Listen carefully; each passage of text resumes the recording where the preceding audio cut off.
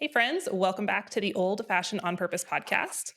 So, one theme that we've covered quite a bit over the last few years is this idea of pushing outside of our conventional societal systems and just kind of thinking outside of the box. And one thing I know about living that sort of lifestyle is that sometimes it can feel a little bit lonely, or you can feel like you're the only one out there doing these crazy things that the society doesn't understand.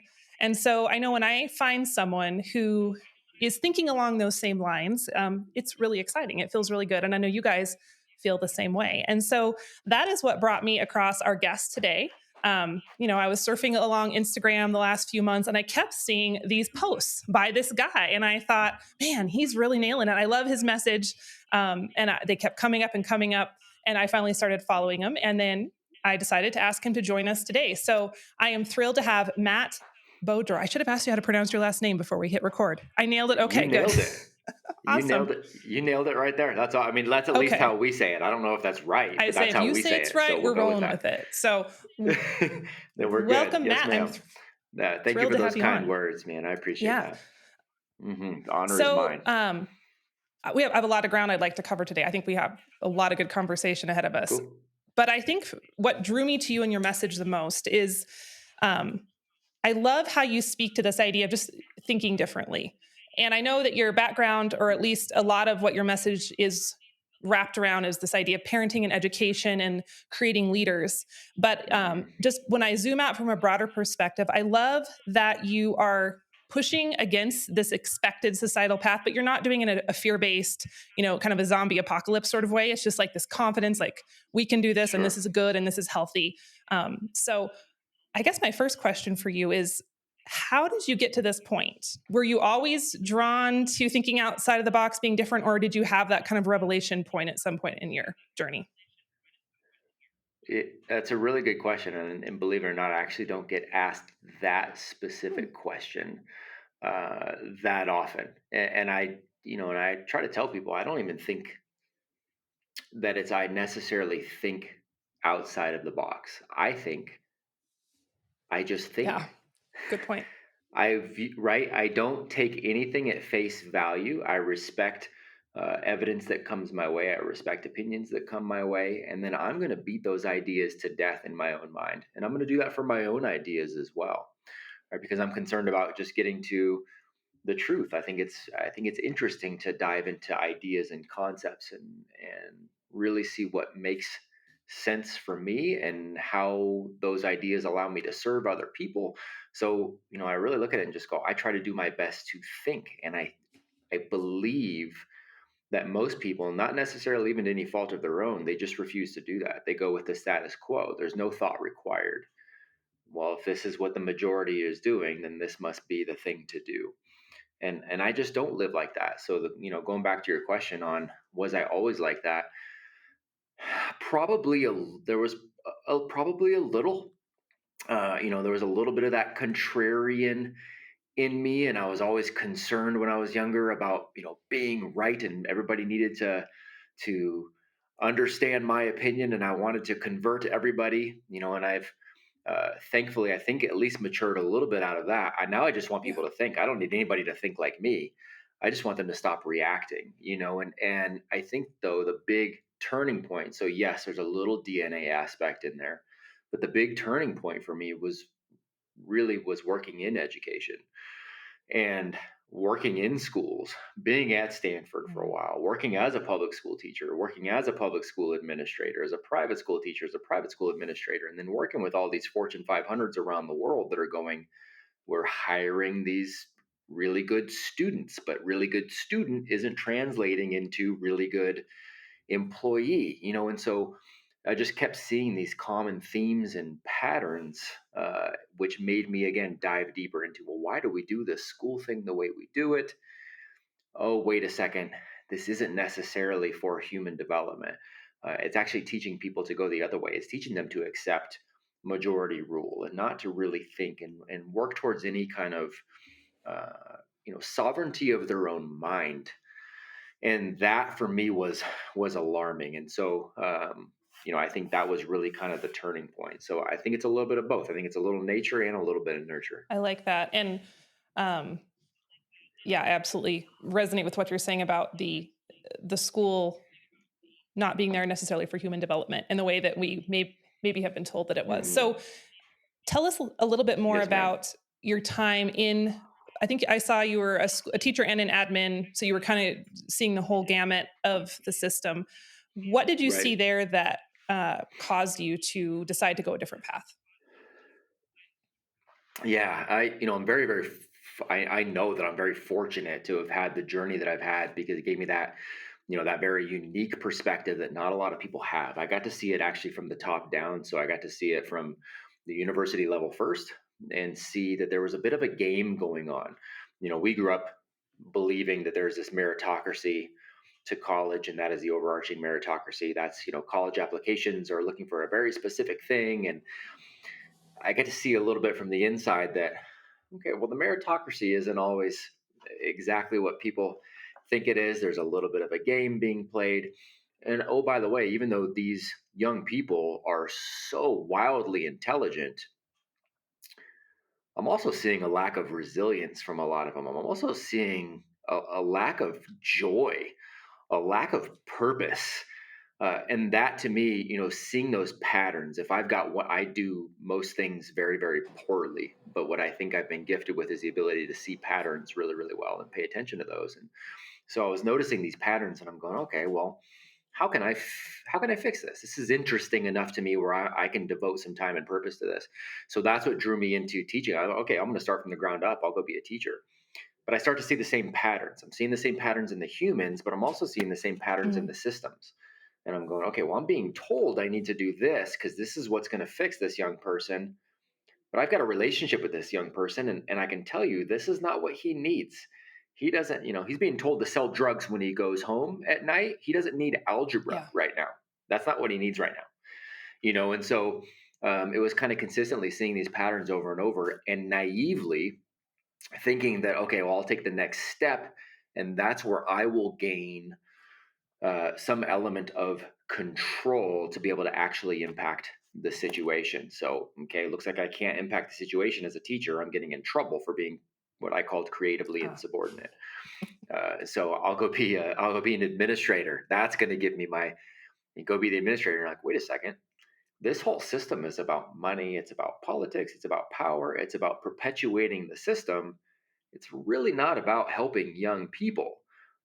I guess I'll go private. You go private. It's, oh, okay, this is the exact same system. People are just paying to yeah. go here, right? So it was noticing all of these patterns over and over that made me finally, again, trying to beat those ideas to death, go, well, why? Why do we do it this way? And when you really dive into the why, if you're open and honest and you're willing to dive into really why it came to be, you start to go, okay, school as it's designed isn't really the thing. And at that point, once I came to that realization, I had my own, kids at that point, and my oldest was getting ready to go into school, and it was like, okay, no, we're gonna either homeschool or we're gonna build out, something different. And so that's what shifted that trajectory for me. Yes, absolutely. Can you give us a little background from your research and your knowledge of how did this system come to be? I love the why question as well. That's like that drives almost Mm, everything I do is why, and I yeah. drive people crazy. I've Hmm. read John Taylor Gatto's books. I absolutely adored them. I went and Googled him as soon as I Good. finished and tried. I was like, I'm going to have him on the podcast, and he died, a number of years ago, which was super disappointing. Um, Yes, he did. Yeah, he died just a yeah, few so years ago. he opened my eyes to that, and then I've found other Yeah. people echoing a lot of his findings. It's interesting when you look, the other side likes Mm. to say, well, that's not true. It was all created for good purposes and just to help children. And so I'd love to hear what you've discovered in your research as you've dug into the origins of the system we have now. Yeah, that's a really good question, and I look, I agree. I understand why people will take that, especially people who are teachers Yeah. and are administrators, right? They will take the side of like, no, of course this is for the public good. And listen, they number one, they believe it. Number two, they're good human beings and they truly want what's Yes. best for young people. The majority of are there messed up teachers? Yeah. Are the teachers unions controlled by a bunch of clowns? Yes. Unfortunately, they are the majority of teachers and administrators phenomenal humans who really care about young people? Yeah. You bet. The majority of them are. So I support them. What's kind of stinks is that they have been taught though to perpetuate that system. That's what they've been taught. As you go to get your credential, you're taught to perpetuate the system. You're not Yeah. taught to question it. You're not taught to ask, what should education be for? You're not taught to think about things logically and go, well, if this system right here was what we needed in terms of child development, in terms of setting a solid foundation for humanity, if that was true, and over 90% of our population has gone through this system, why are we Yeah. such a mess? Why are we such a mess academically, spiritually, emotionally, physically? Why are we such a mess? You've got to ask those questions if you actually care about a solution, right? Otherwise, you're just a puppet upon, whatever you want to call it, right? Um, so look, John Taylor Gatto does a much better job, and if anybody that's listening hasn't read his books, I highly recommend going and reading that. Google, some of the interviews he had before he passed. He articulates it much more eloquently than I ever could. But the overarching reality of it is it was a Prussian military system. It is a system designed for obedience in a world that revolves around the Industrial Revolution. We no longer live in a world where obedience is the key to success and the path to happiness. There was a short window of time when you could get away with that, and it was correlated to the Industrial Revolution. Well, we obviously also no longer live in the Industrial Revolution era. And there is a reason that as it was brought over by some of these guys that we tend to put on a pedestal, the Horace Manns of the world, right? There was a reason that some of the overarching kind of, American oligarchs at the time, your Rockefellers, put the equivalent of what would be today like $1.5 billion into the system to make sure that it was something that spread nationwide. And Rockefeller said, and again, go look this. I didn't say it just because I'm telling you that he said it. Don't get mad at me. Go look. He says, I want a nation of workers, not a Yeah. nation of thinkers. So the entire thing is designed to have somebody who is obedient enough to go in and follow directions. They're smart enough to do so and do it decently, but they're not necessarily, they've given up sovereignty of their own mind at that point. And so they're not necessarily going to question things or try to do things differently, right? And it's why everybody does the exact same thing at the exact same time. All of the weird little intricacies of the school system that literally don't map out to anything else in society.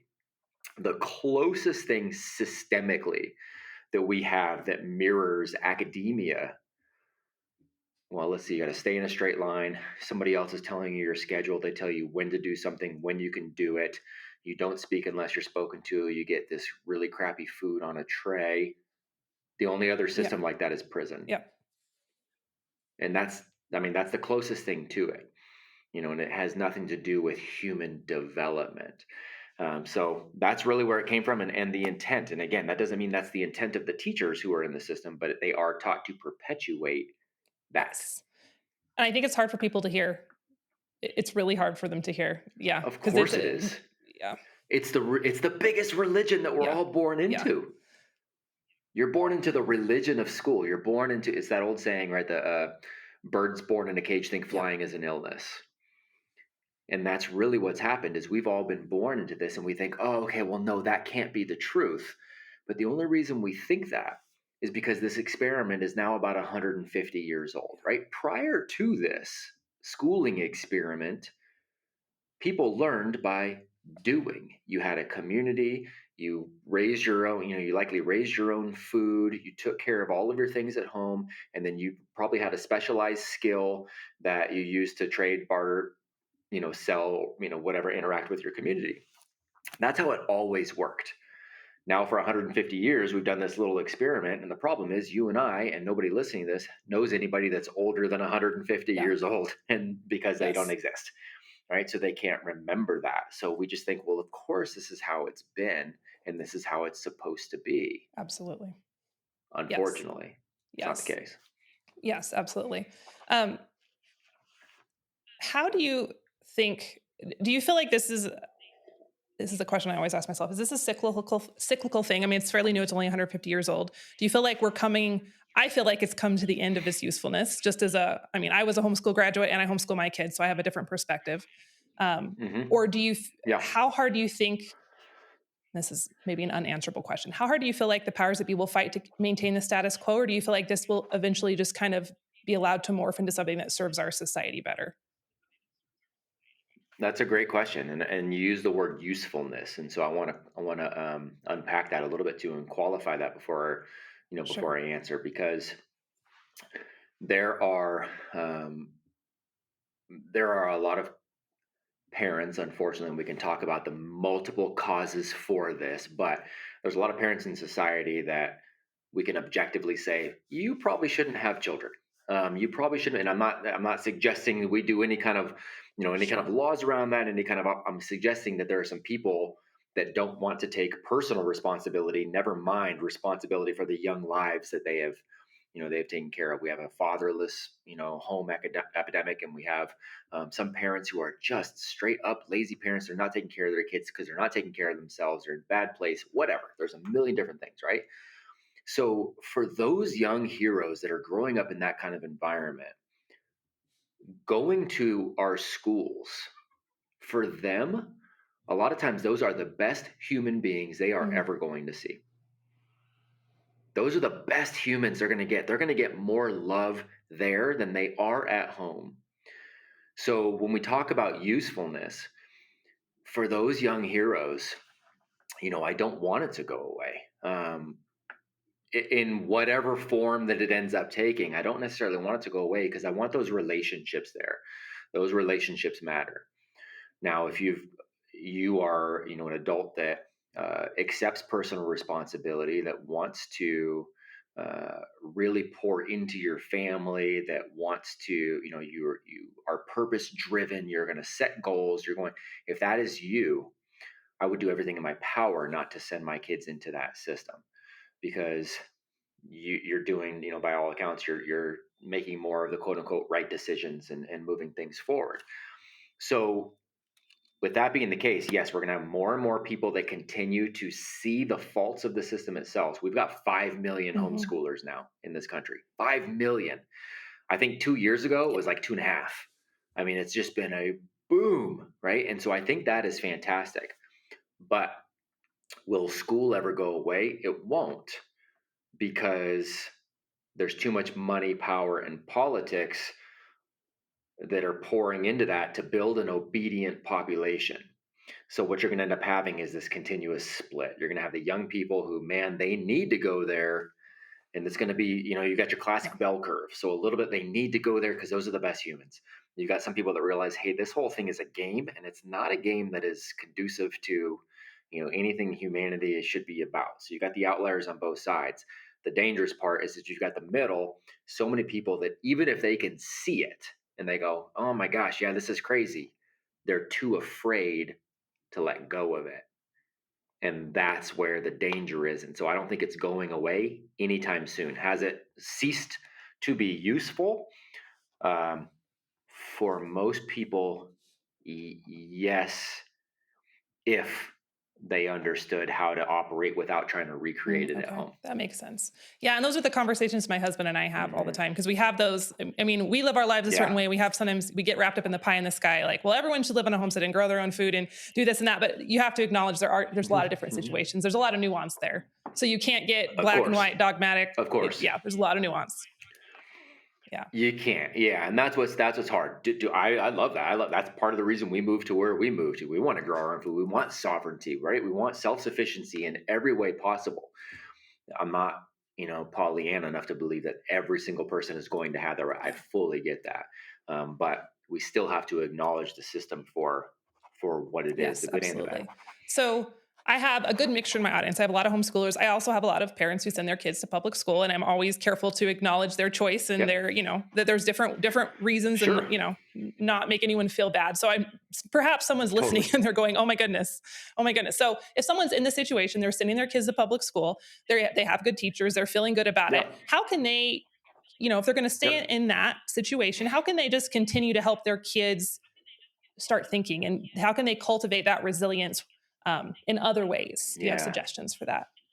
That's a really good question. My friend Seth Godin, who some of the listeners may know, Seth is a phenomenal human being, and Seth has spoken very bluntly about hey, look, if my kids were coming up and going to school right now, the school like Acton Academies, like the schools that I was affiliated with, right, or Yeah. home education, that's really about the only way I would go. But my kids went to public schools. He says, what I was always careful to do though, is we would talk about the game they were playing while they were there.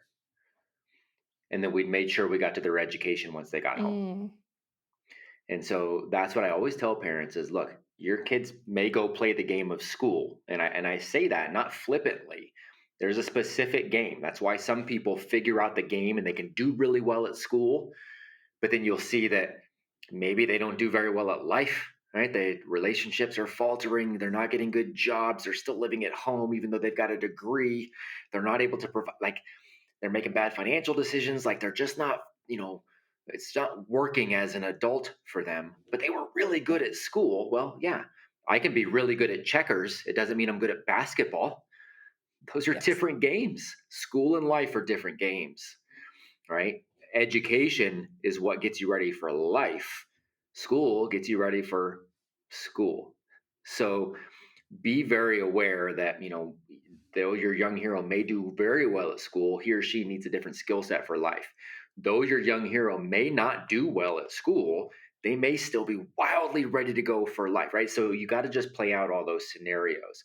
So understand school is the game that it is, and they need to go and really think through the biggest thing. It's not that academia is good, bad, otherwise. It's put too high Mm, on a pedestal. So don't get so caught up in the academic side of things.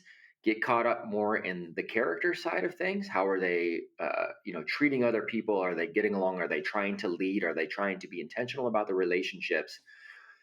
And what are the habits they are building? Because one of the habits you build in school is, you're blindly obedient to whoever claims authority the loudest. You start to think that life works in subjects. You start to give away your sovereignty, and your time is no longer your own. It is somebody else telling you what to do and when to do it. Even when you go home, I'm still under their control because now I have homework and I got to do this because they said it right. These are all mindsets that become habits that set in. That's the sneaky side that I want parents to be aware of, because then they get done with that. And now all of a sudden you're in a world that says, you've got to decide, who are you? yeah. Are you confident? Have you ever done anything? Are you self aware because you've tried things and you failed? Right? Are you okay with failure? Do you have any resilience? The world asks for all of those things. School wants you to avoid Yeah. all That's of a good point. those. So, so you've got to, as a parent, go, okay, how am I going to build out resilience? How am I going to allow them to fail at something, to try hard things? How much responsibility can I give them at home and outside the home, whether that's working, whether that's starting, a business, whether that is volunteering somewhere, whether that's taking on a really hard, challenging sport and they're failing and they're having to get back up. How do you combat the habits? Those are the things that you need to really focus on, are the habits over everything else. Yeah, that's a good point. I like that idea that school and life are different games. That's a really good way to put it. Yeah. Very different games, and there's like this illusion. And in my last TED talk, I kind of gave, I said, checkers versus chess. And it's an illusion because there's like, okay, well, if I look at the board, it looks the same. And so you feel like, okay, there's some things that I need, because you're like, okay, yeah, school. Well, yeah, of course, I'm going to have to read if I'm going to be successful in life. Okay, yeah, cool. But that has nothing to do with school. It has nothing to do with school. It doesn't like, and you learn to read, but then what? You still stuck 12 years developing these other habits. Like, it's not the same thing. Being good at one does not make you good at the other. But it seems like something maybe Yeah. overlaps. And so it's kind of like the matrix pulled over your eyes. Like, I know something's wrong. I don't quite get what it is, and that's really what parents are facing and ultimately struggling with. Yes. I can totally see that. Hey, friends, I'm interrupting this episode for just a second to give you a very exciting announcement. The 2023 Old Fashioned on Purpose Planner is officially here and it is shipping out as we speak. So, people ask me all the time how I keep all the moving pieces of our life going forward.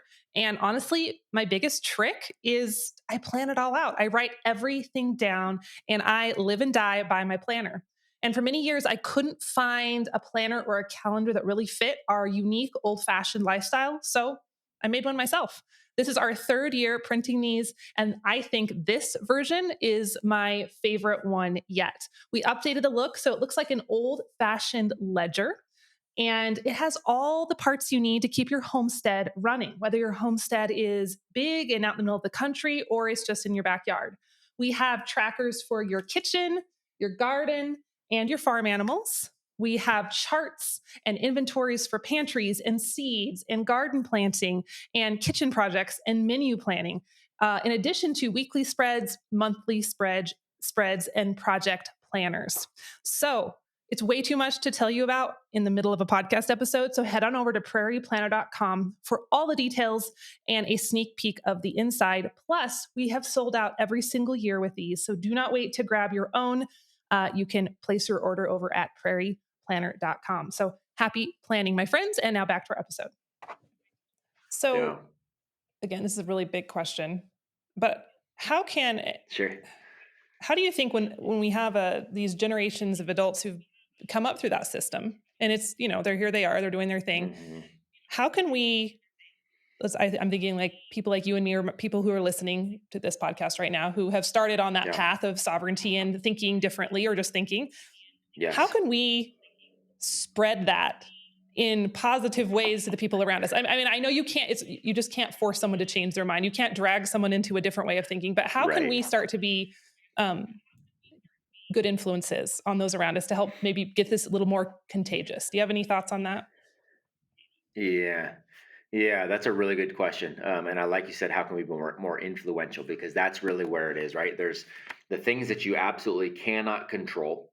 There are the things you can control, but in the middle there, and where the situations we see most often are where can we influence, and that's a longer tail game, right? I'm never going to be Yeah. able to control the weather. I'm not going to be able to control the war. I'm not going to be able to control that. I can control my response to all of it. I can control what I do with my life, my family, our goals, our purpose. But we're talking about the people in the middle. How do we influence? And really, that is through what I found is through Mm. stories.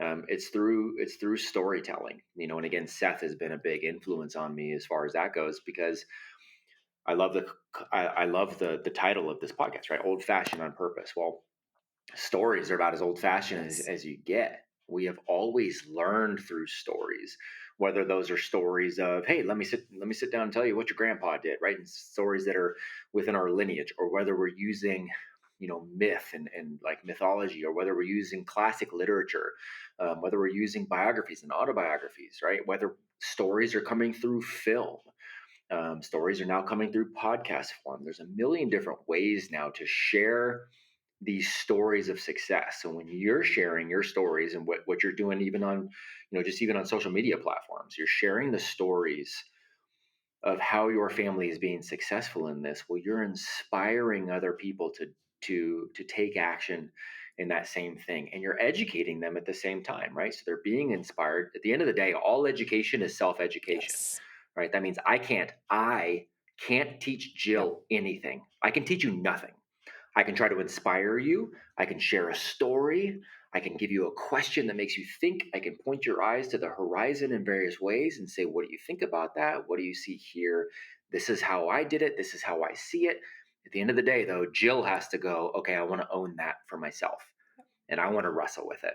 And I want to think about it, and I want to potentially do something about it. Yep. Right? You have to own that. I can never make you do that. So that's what we are doing, as educators. Is we are sharing those stories. We are dripping those out in all these different platforms, whatever makes sense to us. And in that way, and doing it consistently over time, we are now influencing other people to create their own magic, create their own stories, which they can turn around and share Mm. with others. That's powerful. I like the piece, especially about the self education. Um, I I know. Yes, So ma'am. I ride horses quite a bit, and I think I might have mentioned this on a previous episode. For Yeah. those of you who listen to all of them, sorry if this is a repeat. But my biggest revelation, I think, this summer when I was doing a bunch of riding, was forcing the horse into something versus letting the horse find the answer. And you can get something done both ways, Mm. technically, but if you force the horse, Yep. uh, it's not the same. The horse isn't as willing. The horse, it just is not the same. But when you let the horse work at it and then they finally figure it out and then it's like their idea, it's 100% different experience for the horse. The horse is willing, the horse is happy, the ride is better. And I when I look at animals, I feel Yes, like they're sometimes some of the purest examples because they don't have all the human stuff clouding their responses. So I'm like, if that's that's true for right. the horse, I know that's got to be true Yes. for humans as well and kids and all of us. It's absolutely true. It's absolutely true for it. One of my most prized possessions, man, and I don't prize possessions. But I will say one of my most prized possessions, if I was to pick some, is a family that I've gotten the chance to work with in a number of capacities.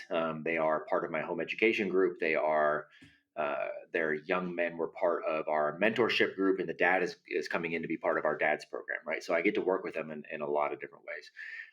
What they just sent me in the mail was a bobblehead of Morpheus, right? And I mentioned, I said, hey, get out of the matrix, kind of thing, right? But they sent me that because they're like, this is like you. You're just continuously going, look, here's the pill.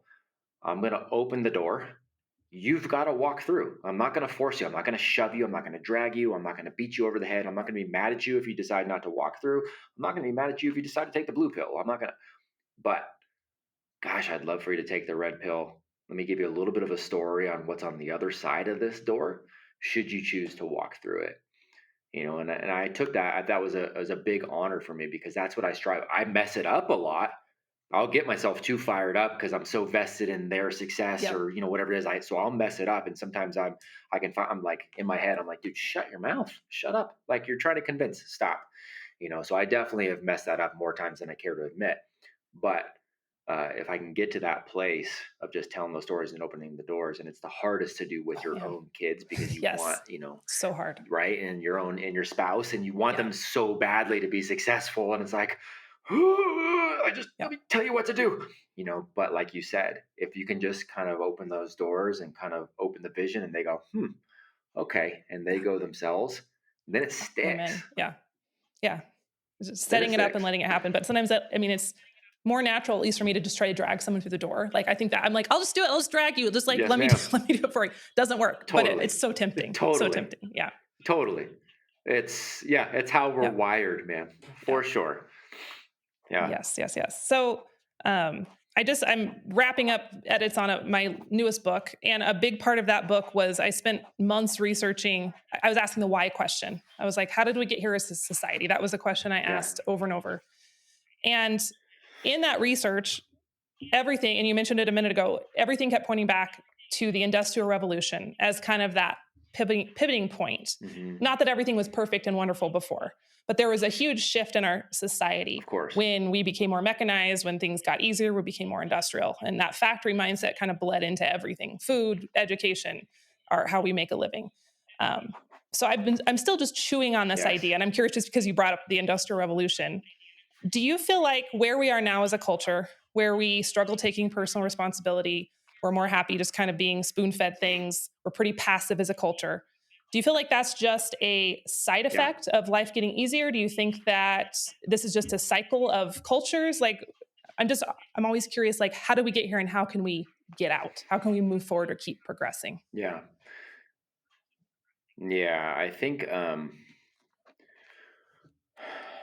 yeah, there is this apathetic bent that's taking place, and I think about it from a use the example of the horses, right? And if you take a lion that was born into captivity, the lion was born in a zoo and it's lived there its entire life, and it's been fed, and just the food gets tossed down to it. It doesn't really have to worry about surviving or doing anything. Well, you go drop that hyena after living in the zoo for 15 years or whatever it is. You go drop that, you drop that lion, you go drop it in there, it's going to get eaten by a pack of hyenas. It's going to get, like, it's not going to survive. It's not going to know how to hunt. It's not going to know how to do anything, right? Because it's used to the comfort, it's used to the ease. And I think we're in that spot in a lot of ways. Everything is so easy, and we're always looking for the quote unquote hack, the pill, the whatever it is to avoid this personal responsibility. We have accepted this blanket of apathy that has been pushed down through culture, that's been pushed down through media, that is definitely perpetuated in schools. Um, So I think what's going on is it's creating a split. It's actually creating a divide between people where some people are fed up with the apathy and some people Yeah. are begging for it. And I think what we're going to see, because I think culturally there's still a lot of people that benefit from an apathetic society. There's a lot of powers that be that benefit from that. And they're going to promise all the things that you need to promise. And so we're kind of in that phase of the cycle where you're going to have more and more people that just go, "Yep, you bet. Please take care of me. I am done. I'm checked out." And then you're going to have the other people that are like, "Nope, I want nothing to do with any of this. Complete sovereignty is where I'm headed." I think what we're going to see is a real big split that is going to take place, and I don't see that necessarily ending anytime soon. I'm an optimistic pessimist, I guess. I don't think we're going to get a solution super quick, but I think there's going to be a split, and I think it's up to people to decide which side of the boat are you going to be on, because I think it's going to be a rough ride for those that don't choose Yeah. sovereignty. Unfortunately, I really Yeah. do. Yeah, I've been seeing that same split. And it does feel like the chasm is getting wider in between the two. Yeah. Yes, ma'am. It really does, and I don't think that's necessarily going to stop anytime soon. I hope, my hope is that I think it's going to happen. My hope is that it happens as civilly as humanly possible, but that's another thing we've been taught not really. That's something we've been taught to avoid, Mhm. is civil discourse. Yeah. Right? At the end of the day, it's like, if we don't agree on every single thing, which by the way, you don't agree on every single thing Yes. with anybody else on this planet, well then you're my enemy because you're on the other side. Yeah. I'm on this side, Yeah. right? And that's a dangerous spot to be. Just individually, it's a dangerous spot to be because you're going to find yourself in this emotional, state of Yeah, and yeah, the misery. polarization right now is intense. Everything is polarizing. Everything. Yes, ma'am. Yes. Yes, ma'am. Yes, So you ma'am. mentioned apathy. What do you and your family do to fight apathy in your life? Oh, it's a great question. I love that. Everything is, we take this approach of fire, aim, ready, right? We have the whole Yes. concept of ready, aim, Yep. fire. And I think too many people are ready, aim, fire, and uh, the need to get a perfect plan and to get the perfect, and then, oh, by the way, what is the perfect plan? And then you have this system over here going, "Here's your perfect plan, and we know this is and you're like, "Okay, cool. So that must be perfect, and that must be perfect. This must be the perfect." And you never actually take a step forward and do anything. We're very much the other way. We're fire, Yes. aim, ready. We're going to go, okay, does this seem like this aligns with our purpose and our mission statement, our values? We actually have a contract as a family, and that's our contract of how we view the world and how we're going to hold each other accountable. Hold each Yes. other accountable, not I hold Yep. them all accountable. Hold each other, meaning my kids can also say, "Dad, you're violating the contract," and if they can show me, I need to change my behavior because I agreed to that contract too. So we've got our contract, and we're all about the purpose and adventure and going for something. When I say adventure, it doesn't mean we're out on, some sort of swashbuckling ship or we're out riding elephants in this area. It just means we're all attacking something. We're trying to make something happen for the betterment of ourselves, our society, our family, whatever. So, holding true to the family contract and really pushing forward on something. We don't sit around and allow ourselves to be Mm, idle. Again, part of the reason we moved out here, you can't be idle yep. on a farm. You can't be idle on a working farm. There's animals depend on you. We're providing food now to some local restaurants. They depend on us. That's not our livelihood, but we do make a little bit of money with it. More importantly, it gives us, again, some things to do every single day. So we've got family goals and things that we're tackling together and a giant purpose. And then we have individual goals and the things that we're all super passionate about and going after. And we support each other in that. When you're busy firing and firing and firing and firing and firing, you're too busy to get caught up in the noise of anything that's a distraction.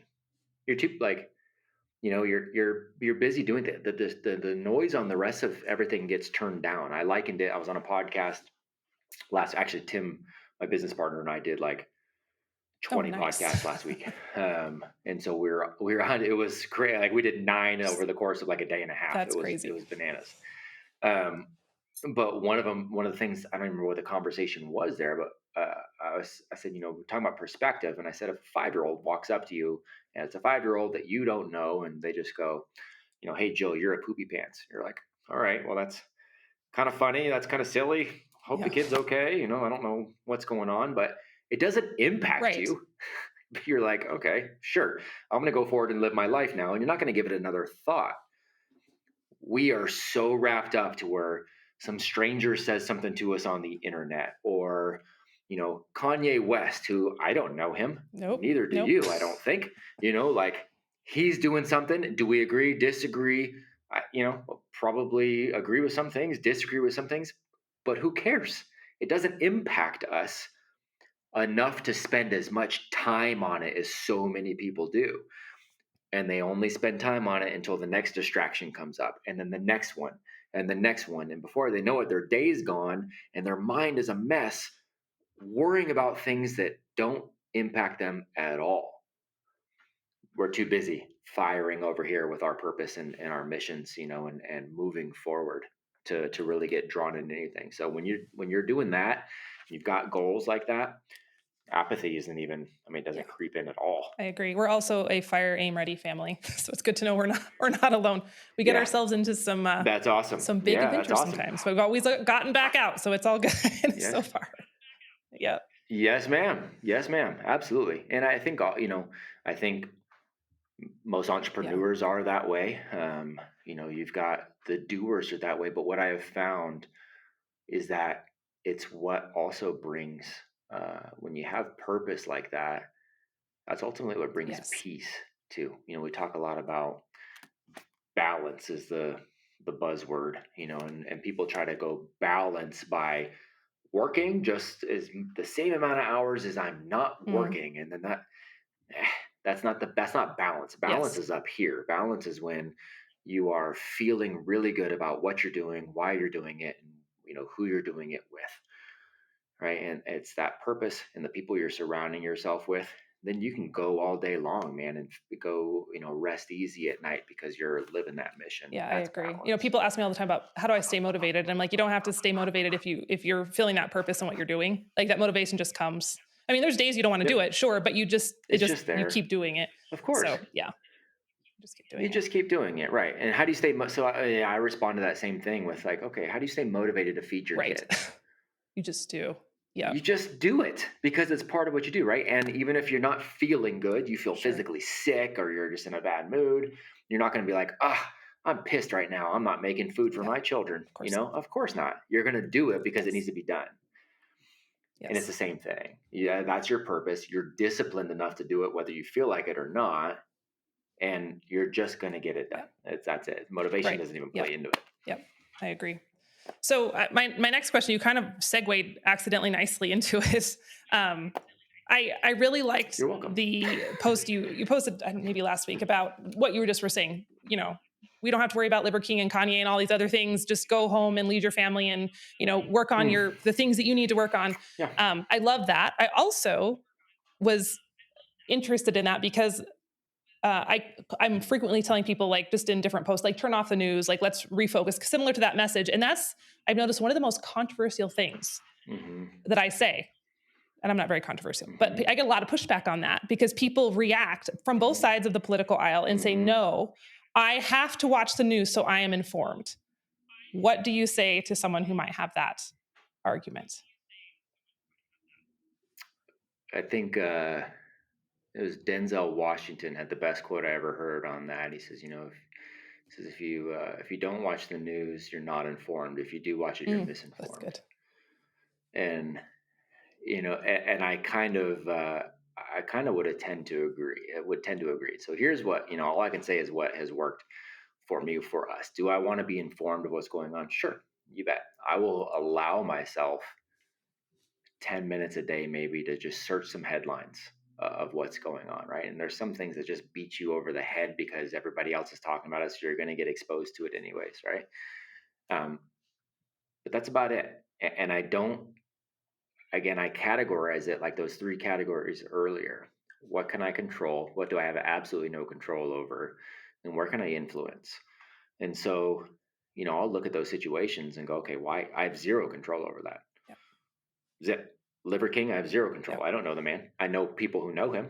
I don't know him, and I don't care. Um, you're, I can't control his behavior. I can't control. All I can control is my reaction. I don't personally care. My focus is going to be over here on my family. Should he have lied? Of course not. Should people have, that's fine. I understand that. All I can do is get back to what I can control, and then how can I influence? And at that moment, I feel like there were too many people who were spending too much time on a subject that ultimately does not matter. Right. And so I was like, hey, if I can draw you back to what matters a little bit, maybe you just at least relax on all of this. When it comes down to the politics, I fully admit I'm a bit jaded in that because of my background and some of my friends who are very well known in the political arena. And again, to me, this is another Yes. game that is being played. And so I think I tend to think that there is even less I can do about it than other people feel like. I feel like it's a game. So I just don't get involved. I want to be aware, but I just don't get involved. And if you want to, great, man, have at it. But if you're going to have at it and have no peace of mind where you're stressed out, if you're going to have at that, but your relationships aren't solid with your spouse or your kids, you're not happy with the rest of your life, you're not happy with what you're doing for work, you're not happy with your physical condition, you're not happy about how much money you make, you're not happy about all of these things, at some point you've got to take a look in the mirror and go, okay, I'm complaining about all these things when my focus is Yep. over here. Fix that first, free up your time, and then worry about politics all you want. Well said. Yeah. Yep. That's where I stand. People want to complain about things they can't fix, and then also want to complain about the things that they could fix if they stopped worrying about the things they can't Yes. fix. Yep. Yep. You're just in this habit of Yeah. complaining, is all you're doing. Um, find a solution. And that's one of the rules in our house, by the way, on our contract is no complaining, fix it. If it's worth complaining about, it's worth Oh, doing that's something to good. change. I like that. That's real good. So we're running up on time here. I think my last big question for you is, let's say someone's listening, they're just starting to, for lack of a better word, wake up out of the matrix. They're maybe, they're just in that early stage of Mm, homesteading, or maybe thinking about homeschooling, or thinking about just doing things differently. What's hmm. your best advice for someone in that Yeah, position?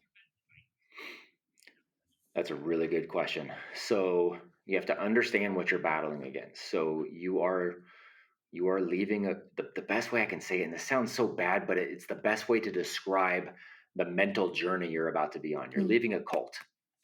You were born into a cult. You're leaving the cult because you realize the cult is not there. If you've ever done any kind of research or study, or even if you just think about it logically, if you've got somebody, somebody's listening to this and they're 35, they're 40 years old or whatever, and they're thinking about making this transition. If you grew up in a cult for 40 years, realized this is a cult, I've got to get out, and then you stepped out, think about all the habits that you had that were built into you because yeah. you were in that cult. So your first instinct is going to be, okay, I know that's wrong, but it feels right Yes. emotionally, right? And so I'm going to want to repeat the habits of the cult.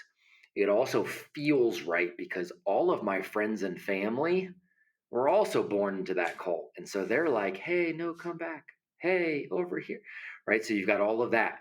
So your battle ends up being between your intellect and Yeah. your emotions, right? Your ability to be logic and objective versus the emotional subjective side of us. That's the battle you're on. And that's a really hard battle. So the best thing you can do is inform yourself so that you have the logic behind so that it helps shift that emotion. You mentioned John Taylor Gatto. I recommend everybody go through and read those books. Read it so you understand the why behind that cult in general. You understand the why behind that system. Um, and then really focus yourself on, okay, what is going to be my purpose? What is the family's purpose? How do we not recreate school at home? There's plenty of resources around that. Selfishly, we've got a great resource for bringing families out, right? And so we're glad to help you on that. But there's a million different resources uh, that will show you how to educate from home and do it in a way that is not recreating school, but you've got to keep that emotional part in check. So you're going to have to go back and forth between those. Another great resource. Have you ever read Solve for No, I have not. Happy? I'm writing that down. Okay. Yeah, great book. Solve for Happy.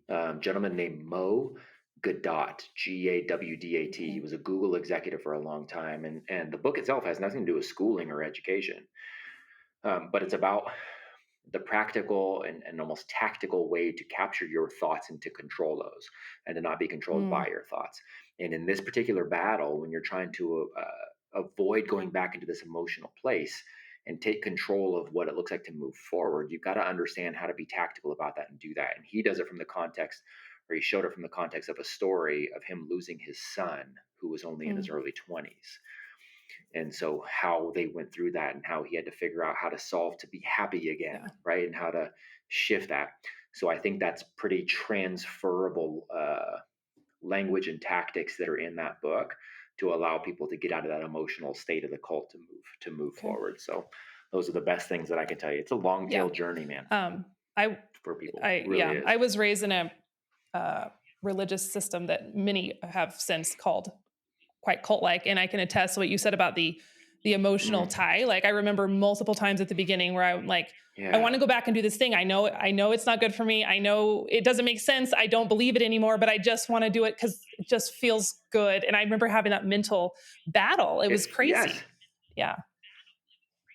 Well, think about like people that are in bad relationships and they know the Uh-huh. relationship's not good. They know they're being abused and they're like, God, but I just kind of want to stay Yeah. because it's all I Yeah. know, and then they'll leave and they'll be like, oh, but I got to go back. I got to go back because that's all I know, even though I Yep. know it's Yep. abusive, right? And it's the whole Stockholm Yes. syndrome kind of thing. You start to love your captor, and right, that's a Yeah. real thing. And that's exactly what you're going to experience. So you have to understand that it's going to be a more powerful pull Absolutely. than you ever realized, and that freedom is what you're after. Sovereignty is what you're after. That always requires a bigger level of responsibility than you've had prior to. Yes. And it's uncomfortable at first, and, humans, we like to be comfortable, Hell so yeah, it's that willing to step out into the you unknown, which is bet, scary. Yeah. Yeah. you Yeah. bet. Yes, ma'am. You are correct. Oh, man, this was good. Where can folks follow along with you? Because I know they're gonna want to know more. You have programs. I know you mentioned your homeschooling options, and I think you have some men's coaching. Kinda tell us what you offer. Yeah, no, I appreciate that very much. I'm probably on social media. I'm most active probably on Okay. Instagram, and people can always email me directly. It's Matt at Apogee Strong, so Okay. APOGEE strong.com. And under that Apogee umbrella, we have a few different things. The apogeestrong.com, if you go there, that's our mentorship. When I say our, myself Oh, and Tim awesome. Yeah. Kennedy, who a lot of people Yep. know who Yep. Tim is. So Tim's my dear friend and business Cool. partner on that. So we have the mentorship group for young men under the Okay. Apogee Strong umbrella. We are launching the Apogee Strong Dads Hmm. program here in January of 2023. And then the Educating Modern Day Heroes is underneath that as well. And so you can go to educatingmoderndayheroes.com and see what that is, but that's our home education program. And so that's where I walk families through the home education journey. We have weekly Q&A. We send out monthly resources just to show you how not to recreate Yes. school at home. And then we've got your support on the backside too, so that you can make that mental transition. Big transition. Okay. Fabulous. So we'll drop those in Yes, ma'am. the show notes, guys, too, if you guys want to just click on that Thank you. directly. Wow, this was so good. Thank you so much for coming on. I feel extra inspired now, so Pleasure. appreciate Thank your you for the time. invite.